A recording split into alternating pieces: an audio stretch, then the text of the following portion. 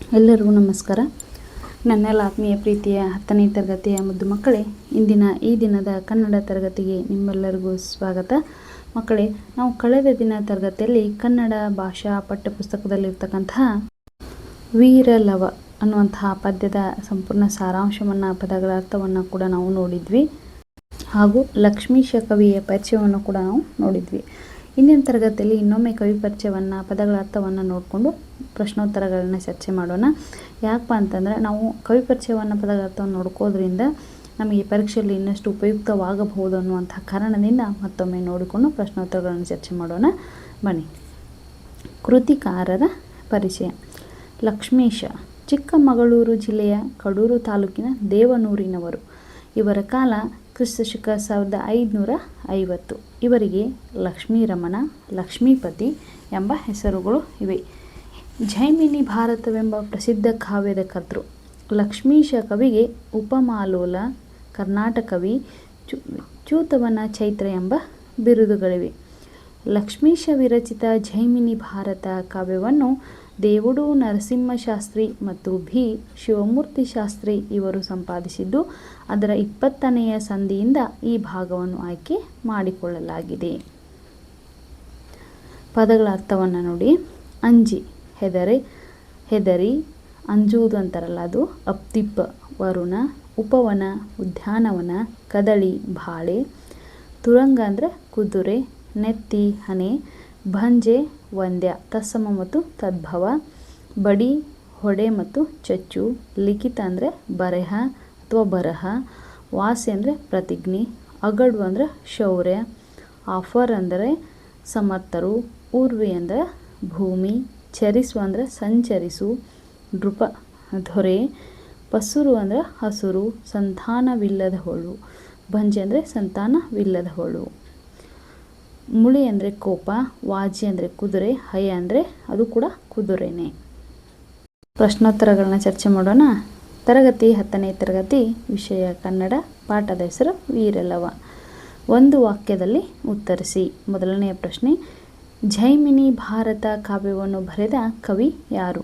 ಉತ್ತರ, ಜೈಮಿನಿ ಭಾರತ ಕಾವ್ಯವನ್ನು ಬರೆದ ಕವಿ ಲಕ್ಷ್ಮೀಶ. ಯಜ್ಞಾಂಶವನ್ನು ಕಟ್ಟಿದವರು ಯಾರು? ಯಜ್ಞಾಂಶವನ್ನು ಕಟ್ಟಿದವರು ಲವ. ಮೂರನೆಯ ಪ್ರಶ್ನೆ, ಕುದುರೆಯನ್ನು ಲವನು ಯಾವುದರಿಂದ ಕಟ್ಟಿದನು? ಉತ್ತರ, ಕುದುರೆಯನ್ನು ಲವನು ತನ್ನ ಉತ್ತರೀಯದಿಂದ ಕಟ್ಟಿದನು. ನಾಲ್ಕನೆಯ ಪ್ರಶ್ನೆ, ಮುನಿಸುತರು ಹೆದರಲು ಕಾರಣವೇನು? ಉತ್ತರ, ಲವನು ಯಜ್ಞಾಂಶವನ್ನು ಕಟ್ಟಿ ಹಾಕಿದ್ದರಿಂದ ಮುನಿಸುತರು ಹೆದರಿದರು. 3-4 ವಾಕ್ಯಗಳಲ್ಲಿ ಉತ್ತರಿಸಿ. ಮೊದಲನೆಯ ಪ್ರಶ್ನೆ, ವಾಲ್ಮೀಕಿ ಆಶ್ರಮಕ್ಕೆ ಯಜ್ಞಾಂಶವು ಬಂದ ಬಗೆಯನ್ನು ವಿವರಿಸಿ. ಉತ್ತರ, ಶ್ರೀರಾಮನು ಮಹರ್ಷಿಗಳ ಆದೇಶದಂತೆ ಅಶ್ವಮೇಧ ಯಾಗವನ್ನು ಕೈಗೊಂಡು ಶತ್ರುಘ್ನನ ಬೆಂಗಾವಲಿನಲ್ಲಿ ಯಜ್ಞಾಂಶವನ್ನು ಕಳುಹಿಸಿದನು. ರಾಮನ ಆಜ್ಞೆಯಂತೆ ಹೊರಟ ಯಜ್ಞಾಂಶವನ್ನು ಭುಜಬಲ ಪರಾಕ್ರಮಿಗಳಾದ ರಾಜರುಗಳು ತಡೆಯಲು ಹೆದರಿ ನಮಸ್ಕರಿಸಿ ಮುಂದೆ ಹೋಗಲು ಬಿಟ್ಟರು. ಹೀಗೆ ಯಜ್ಞಾಂಶವು ಭೂಮಿಯಲ್ಲೆಲ್ಲ ಸಂಚರಿಸುತ್ತಾ ವಾಲ್ಮೀಕಿಯ ಆಶ್ರಮದ ತೋಟದ ಹಸುರಾದ ಹುಲ್ಲನ್ನು ತಿನ್ನಲು ಒಳಹೊಕ್ಕಿತು. ಎರಡನೇ ಪ್ರಶ್ನೆ, ಯಜ್ಞಾಂಶದ ಹಣೆಯಲ್ಲಿದ್ದ ಪಟ್ಟಿಯಲ್ಲಿ ಏನೆಂದು ಬರೆಯಲಾಗಿತ್ತು? ಉತ್ತರ, ಯಜ್ಞಾಂಶದ ಹಣೆಯಲ್ಲಿದ್ದ ಪಟ್ಟಿಯಲ್ಲಿ ಭೂಮಂಡಲದಲ್ಲಿ ಕೌಶಲ್ಯ ಮಗನಾದ ರಾಮನು ಒಬ್ಬನೇ ವೀರನು. ಇದು ಅವನ ಯಜ್ಞ ಕುದುರೆ. ಇದನ್ನು ತಡೆಯುವ ಸಾಮರ್ಥ್ಯವುಳ್ಳವರು ಯಾರೇ ಆದರೂ ತಡೆಯಲಿ ಎಂದು ಬರೆಯಲಾಗಿತ್ತು.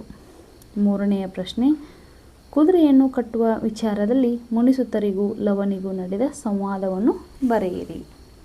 ಉತ್ತರ, ಲವನು ಆಶ್ರಮವನ್ನು ಹೊಕ್ಕ ಯಜ್ಞಾಂಶವನ್ನು ತನ್ನ ಉತ್ತರೀಯದಿಂದ ಬಾಳೆಯ ಗಿಡಕ್ಕೆ ಕಟ್ಟಿ ಹಾಕಿದ್ದನ್ನು ಕಂಡು ಹೆದರಿದ ಮುನಿಸುತರು, ಬೇಡ ಬೇಡ, ಅರಸುಗಳ ಕುದುರೆಯನ್ನು ಬಿಡು, ನಮ್ಮನ್ನು ಹೊಡೆಯುವರು ಎಂದು ಹೇಳಿದರು. ಆಗ ಅವನು ನಗುತ್ತಾ, ಬ್ರಾಹ್ಮಣರ ಮಕ್ಕಳು ಹೆದರಿದರೆ ಜಾನಕಿಯ ಮಗನು ಇದಕ್ಕೆ ಹೆದರುವನೇ, ನೀವು ಹೋಗಿ ಎಂದು ಶೌರ್ಯದಿಂದ ಹೇಳಿದನು. ಈ 8-10 ವಾಕ್ಯಗಳಲ್ಲಿ ಉತ್ತರಿಸಿ. ಮೊದಲನೆಯ ಪ್ರಶ್ನೆ, ಲವನು ಯಜ್ಞಾಂಶವನ್ನು ಕಟ್ಟಲು ಕಾರಣವೇನು? ಉತ್ತರ, ಶ್ರೀರಾಮನು ಮಹರ್ಷಿಗಳ ಆದೇಶದಂತೆ ಅಶ್ವಮೇಧ ಯಾಗವನ್ನು ಕೈಗೊಂಡು ಶತ್ರುಘ್ನನ ಬೆಂಗಾವಲಿನಲ್ಲಿ ಯಜ್ಞಾಂಶವನ್ನು ಕಳುಹಿಸಿದನು.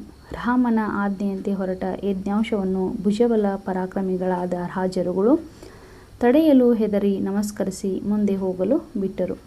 ಹೀಗೆ ಯಜ್ಞಾಂಶವು ಭೂಮಿಯಲ್ಲೆಲ್ಲ ಸಂಚರಿಸುತ್ತಾ ವಾಲ್ಮೀಕಿಯ ಆಶ್ರಮದ ತೋಟದ ಹಸುರಾದ ಹುಲ್ಲನ್ನು ತಿನ್ನಲು ಒಳಹೊಕ್ಕಿತು. ಆಗ ಇದನ್ನು ಕಂಡ ಅವನು ಯಾವ ಕಡೆಯ ಕುದುರೆಯು ಹೊಕ್ಕು ಹೂತೋಟವನ್ನು ನುಗ್ಗು ನುರಿಯಾಗುವಂತೆ ತುಳಿದುದು ಎಂದು ಕುದುರೆಯ ಕಡೆಗೆ ನಡೆದು ಬಂದು ನೋಡಿದನು.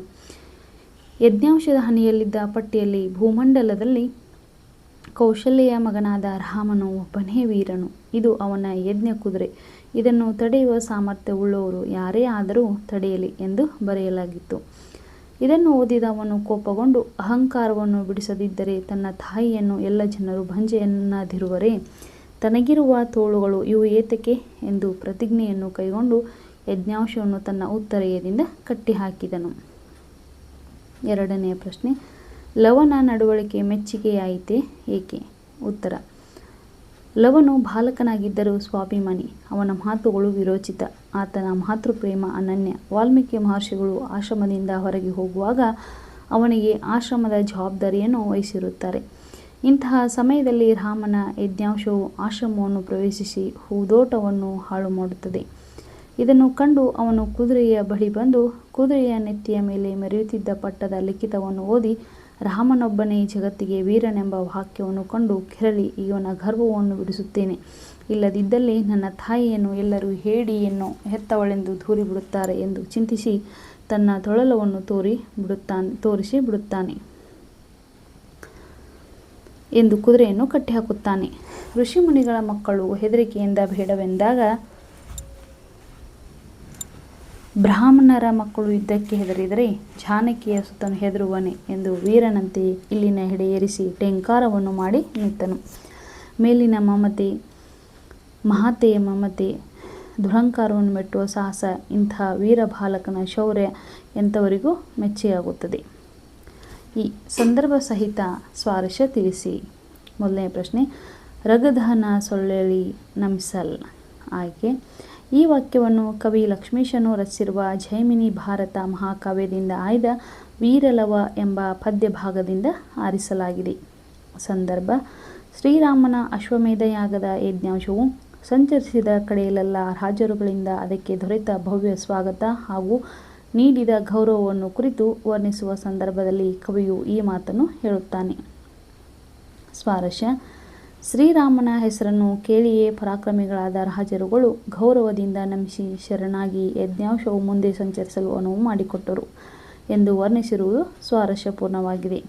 ಎರಡನೇ ಪ್ರಶ್ನೆ, ತನ್ನ ಮಾತೆಯಂ ಸರ್ವಜನಂ ಭಂಜೆಯನ್ನದಿರ್ದಪದೆ. ಆಯ್ಕೆ: ಈ ವಾಕ್ಯವನ್ನು ಕವಿ ಲಕ್ಷ್ಮೀಶನು ರಚಿಸಿರುವ ಜೈಮಿನಿ ಭಾರತ ಮಹಾಕಾವ್ಯದಿಂದ ಆಯ್ದ ವೀರಲವ ಎಂಬ ಪದ್ಯ ಭಾಗದಿಂದ ಆರಿಸಲಾಗಿದೆ.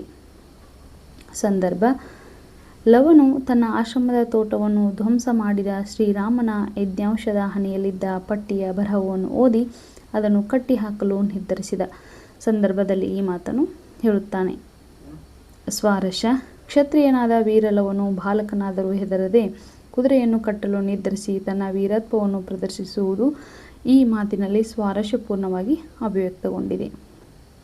ಮೂರನೆಯ ಪ್ರಶ್ನೆ, ಅರಸುಗಳ ವಾಜಿಯ ಬಿಡು. ಆಯ್ಕೆ: ಈ ವಾಕ್ಯವನ್ನು ಕವಿ ಲಕ್ಷ್ಮೀಶನು ರಚಿಸಿರುವ ಜೈಮಿನಿ ಭಾರತ ಮಹಾಕಾವ್ಯದಿಂದ ಆಯ್ದ ವೀರಲವ ಎಂಬ ಪದ್ಯಭಾಗದಿಂದ ಆರಿಸಲಾಗಿದೆ. ಸಂದರ್ಭ: ವೀರಲವನು ತನ್ನ ಉತ್ತರೆಯದಿಂದ ಯಜ್ಞಾಂಶವನ್ನು ಬಾಳೆ ಗಿಡಕ್ಕೆ ಕಟ್ಟಿಹಾಕಿದ ಸಂದರ್ಭದಲ್ಲಿ ಮುನಿಸುತರು ಈ ಮಾತನ್ನು ಹೇಳುತ್ತಾರೆ. ಸ್ವಾರಸ್ಯ: ರಾಜನ ಯಜ್ಞಾಂಶವನ್ನು ಕಟ್ಟಿಹಾಕುವುದು ಅಪರಾಧ, ಅದರಿಂದ ಮುಂದೆ ತೊಂದರೆ ಉಂಟಾಗುತ್ತದೆ ಎಂದು ಮುನಿಸುತರು ಭಯಗೊಳ್ಳುವುದನ್ನು ಈ ಮಾತಿನಲ್ಲಿ ಸ್ವಾರಸ್ಯಪೂರ್ಣವಾಗಿ ವರ್ಣಿಸಲಾಗಿದೆ. ನಾಲ್ಕನೆಯ ಪ್ರಶ್ನೆ, ಜಾನಕಿಯ ಮಗನಿದಕ್ಕೆ ಬೆದರುವನೇ. ಆಯ್ಕೆ: ಈ ವಾಕ್ಯವನ್ನು ಕವಿ ಲಕ್ಷ್ಮೀಶನು ರಚಿಸಿರುವ ಜೈಮಿನಿ ಭಾರತ ಮಹಾಕಾವ್ಯದಿಂದ ಆಯ್ದ ವೀರಲವ ಎಂಬ ಪದ್ಯಭಾಗದಿಂದ ಆರಿಸಲಾಗಿದೆ. ಸಂದರ್ಭ: ವೀರಲವನು ತನ್ನ ಉತ್ತರೆಯದಿಂದ ಯಜ್ಞಾಂಶವನ್ನು ಬಾಳೆ ಗಿಡಕ್ಕೆ ಕಟ್ಟಿಹಾಕಿದ್ದನ್ನು ಕಂಡು ಮುನಿಪುತ್ರರು ಕುದುರೆಯನ್ನು ಬಿಡು ಎಂದು ಹೇಳಿದ ಸಂದರ್ಭದಲ್ಲಿ ಈ ಮಾತನ್ನು ಲವನು ಹೇಳುತ್ತಾನೆ. ಸ್ವಾರಸ್ಯ: ಸೀತೆಯ ಮಗನಾದ ಲವನ ಧೈರ್ಯವು ಈ ಮಾತಿನಲ್ಲಿ ಸ್ವಾರಸ್ಯಪೂರ್ಣವಾಗಿ ವ್ಯಕ್ತವಾಗಿದೆ. ಉ ಹೊಂದಿಸಿ ಬರೆಯಿರಿ. ಅ ಪಟ್ಟಿ ಮತ್ತು ಭ ಪಟ್ಟಿ ನೋಡಿ. ಮೊದಲನೇದಾಗಿ ದೇವನೂರು, ಭ ಪಟ್ಟಿಯಲ್ಲಿ ರಾಮ, ಎರಡನೆಯದು ಕೌಶಲ್ಯ, ಲಕ್ಷ್ಮೀಶ, ಮೂರನೆಯದು ವರುಣ, ಅಶ್ವ, ವಾಲ್ಮೀಕಿ, ಅಬ್ದೀಪ, ತುರಂಗ, ಮುನಿ. ಇದು ಆಮೇಲೆ ಇನ್ನೊಂದು ಉತ್ತರವನ್ನು ಎಕ್ಸ್ಟ್ರಾ ಕೊಟ್ಟಿದ್ದಾರೆ, ಮಳೆ. ಇದನ್ನು ನಾವು ಯಾವುದಕ್ಕೆ ಸರಿ ಹೋಗುತ್ತಲ್ಲ ಅದನ್ನು ಹೊಂದಿಸಿ ಬರೆಯಬೇಕು ಮಕ್ಕಳೇ. ಶತ್ರುಘ್ನ ಕೂಡ ಇದೆ. ಉತ್ತರ ನೋಡಿ ಅ ಪಟ್ಟಿ ಮತ್ತು ಬ ಪಟ್ಟಿ. ಮೊದಲನೇದಾಗಿ ದೇವನೂರು ಅಂದರೆ ಲಕ್ಷ್ಮೀಶ, ಕೌಶಲ್ಯ ರಾಮ, ವರುಣ ಅಂದರೆ ಅಬ್ದೀಪ, ವಾಲ್ಮೀಕಿ ಅಂದರೆ ಮುನಿ, ತುರಂಗ ಅಂದರೆ ಅಶ್ವ. ಮಕ್ಕಳೇ, ಇಂದಿನ ತರಗತಿಯಲ್ಲಿ ನಾವು ವೀರಲವ ಪಾಠದ ಸಂಪೂರ್ಣ ಪ್ರಶ್ನೋತ್ತರಗಳನ್ನ ಚರ್ಚೆಯನ್ನು ಮಾಡಿದ್ದೀವಿ. ಇಂದಿನ ತರಗತಿ ನಿಮ್ಮೆಲ್ಲರಿಗೂ ಅರ್ಥವಾಗಿದೆ ಅಂತೇಳಿ ನಾನು ಭಾವಿಸ್ತೀನಿ. ಯಾರೆಲ್ಲ ಕಳೆದ ತರಗತಿಗಳನ್ನ ಮಿಸ್ ಮಾಡ್ಕೊಂಡಿದ್ರಲ್ಲ ಅವರೆಲ್ಲರೂ ಕೂಡ ಆ ತರಗತಿ ನೋಡಿ ಬಂದು ಮುಂದೆ ಈ ಪ್ರಶ್ನೋತ್ತರಗಳನ್ನ ನೋಡಿದರೆ ನಿಮಗೆ ಅರ್ಥವಾಗುತ್ತೆ. ಮುಂದೆ ಬರುವಂತಹ ಪರೀಕ್ಷೆಯಲ್ಲಿ ಚೆನ್ನಾಗಿ ಅಂಕ ಗಳಿಸಲಿಕ್ಕೆ ಸಹಾಯಕ ಆಗುತ್ತೆ. ಇಲ್ಲಿಯವರೆಗೂ ನನ್ನ ತರಗತಿಯನ್ನು ವೀಕ್ಷಣೆ ಮಾಡಿದ್ದಕ್ಕೆ ನಿಮ್ಮೆಲ್ಲರಿಗೂ ಧನ್ಯವಾದಗಳನ್ನು ಹೇಳ್ತಾ ಇಂದಿನ ತರಗತಿಯನ್ನು ನಾನು ಮುಗಿಸುವಂಥ ಸಮಯ. ಎಲ್ಲರಿಗೂ ನಮಸ್ಕಾರ. Thank you.